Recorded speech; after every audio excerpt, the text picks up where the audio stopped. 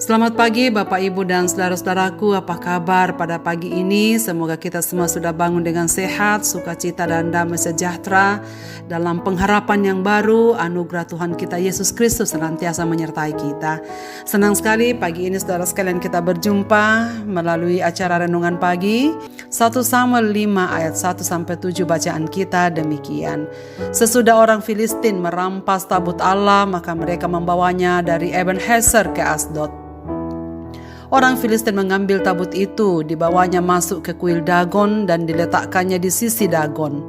Ketika orang-orang Asdod bangun pagi-pagi pada keesokan harinya, tampaklah Dagon terjatuh dengan mukanya ke tanah di hadapan tabut Tuhan.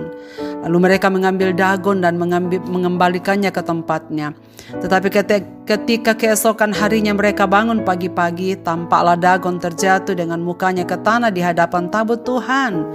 Tetapi kepala Dagon dan kedua belah tangannya terpenggal dan terpelanting ke ambang pintu. Hanya badan Dagon itu saja yang masih tinggal. Itulah sebabnya para imam Dagon dan semua orang yang masuk ke dalam kuil Dagon tidak menginjak ambang pintu rumah Dagon yang di Asdod sampai hari ini. Tangan Tuhan menekan orang-orang Asdod itu dengan berat dan ia membingungkan mereka. Ia menghajar mereka dengan borok-borok, baik Asdod maupun daerahnya. Ketika dilihat orang-orang Asdod bahwa demikian halnya, berkatalah mereka, tabut Allah Israel tidak boleh tinggal pada kita, sebab tangannya keras melawan kita dan melawan Dagon Allah kita. Memandang kesucian Tuhan.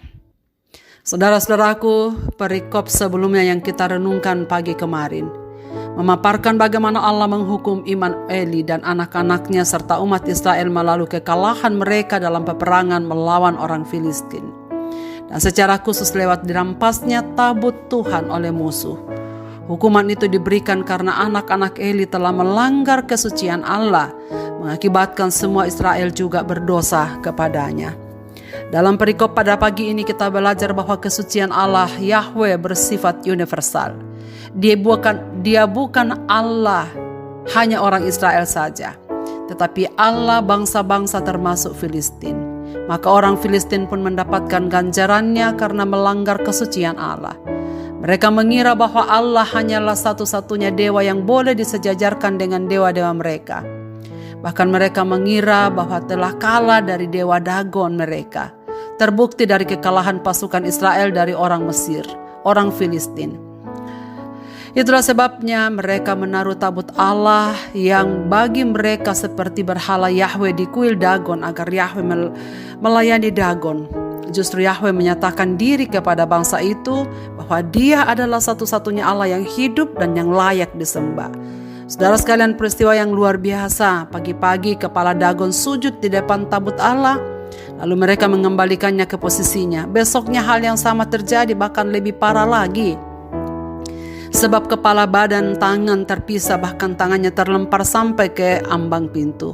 Sementara kepalanya tertelungkup di depan tabut Tuhan. Saudara, bukankah ini mujizat? Bahwa Allah sedang berbicara kepada orang Filistin. Allah sedang menghajar dewa-dewa Filistin dan menghajar yang percaya pada berhala Dagon. Saudara, dalam bagian selanjutnya ketika tua-tua orang Filistin sepakat memindahkannya ke Gad, tangan Tuhan pun sama, sangat berat menekan orang-orang Gad dengan luka-luka borok mulai anak-anak sampai dewasa. Lalu mereka berkata, tabut Allah tidak boleh ada di sini di tengah-tengah kita, sebab tangannya terlalu keras melawan Dagon Allah kita. Lalu mereka memindahkannya ke Ekron. Tapi penduduk Ekron pun menolak karena ketakutan. Saudara-saudaraku, peristiwa ini sangat menarik. Mengapakah mereka begitu takut dengan tabut Allah? Karena tabut Allah adalah simbol kehadiran Tuhan di tengah-tengah bangsa Israel. Kalau kita mengingat Keluaran pasal 25 ayat 22, di sana dituliskan, dan di sanalah aku akan bertemu dengan engkau, dan dari atas tutup perdamaian itu, dari antara kedua kerup yang di atas tabut hukum itu, aku akan berbicara dengan engkau tentang segala sesuatu yang akan kuperintahkan kepadamu untuk disampaikan kepada orang Israel. Saudara, apakah isi tabut itu? Tabut itu berisi 2 loh batu yang berisi 10 hukum, tongkat Harun yang muncul, tunas, berbunga dan bahkan berbuah, serta sebuah buli-buli emas berisi manna. Semua ini menunjukkan bagaimana Tuhan telah berbicara dan akan terus berbicara kepada umatnya dan juga menyertainya di sepanjang perjalanan hidup umat-umatnya. Itulah sebabnya tabut itu begitu sakral bagi umat Israel. Di mana ada tabut itu, disitulah Tuhan hadir. Peristiwa Dewa Dagon, sembahan Filistin, menunjukkan Allah Israel satu-satunya Allah yang hidup. Orang Filistin sebenarnya sudah sadar dan tahu bahwa Allah Israel lebih berkuasa daripada Dewa Dagon mereka. Mereka takut kalau Allah Israel ada di tengah mereka, karena Dagon tak dapat menolong mereka. Namun mereka menolak untuk percaya pada Allah Israel. Hal ini mengajarkan kita supaya makin gentar di hadapan Allah, saudara sekalian, yang sampai sekarang kekuasaannya tak berubah, tetap sama di atas umat-umat Tuhan di muka bumi ini. Dengan serius menghakimi umatnya yang menginjak-injak kesuciannya. Dan hal ini mengajarkan kepada kita supaya di zaman anugerah ini, kita tidak boleh mengabaikan kesucian Allah, menyepelekan seriusnya dosa, dan menganggap penghakiman Allah sebagai gagasan yang sudah tak berlaku. Saudara sekalian, sesungguhnya Allah yang dikisahkan dalam perikop ini adalah Allah yang sama, yang terus juga memimpin kehidupan kita. Karena itu saudara-saudaraku, kesucian Allah menjadi hal yang terpenting bagi kita. Kalau anak-anak Tuhan tidak serius menjaga diri dari dosa, bagaimana kita bisa menjadi saksi bagi mereka yang belum mengenal Tuhan dan masih hidup dalam keberdosaan? Ingatlah bahwa Dia Allah yang universal, yang penghakimannya adil. Namun demikian, Dia juga adalah Allah yang ingin agar semua orang tetap diselamatkan dan dikuduskan. Tangan yang dahsyat itu, saudaraku, adalah tangan yang tetap terulur bagi kita sekalian dalam kasih melalui Yesus Kristus Tuhan kita. Maka mohonlah kekuatan kepada Dia supaya kita senantiasa memelihara kesucian hidup kita, karena kita adalah gambar Allah yang hidup di tengah-tengah dunia ini. Marilah kita berdoa. Bapa di sorga, kami bersyukur untuk firman-Mu pada pagi ini. Kami bersyukur memiliki Allah yang dahsyat, Allah yang kudus dan Allah yang suci. Sekaligus mengingatkan kami bahwa betapa Engkau adalah Allah yang agung, tetapi juga adalah Allah yang adil, yang sangat serius memperhatikan kehidupan umat-umat-Mu. Engkau adalah hakim yang adil bagi kami.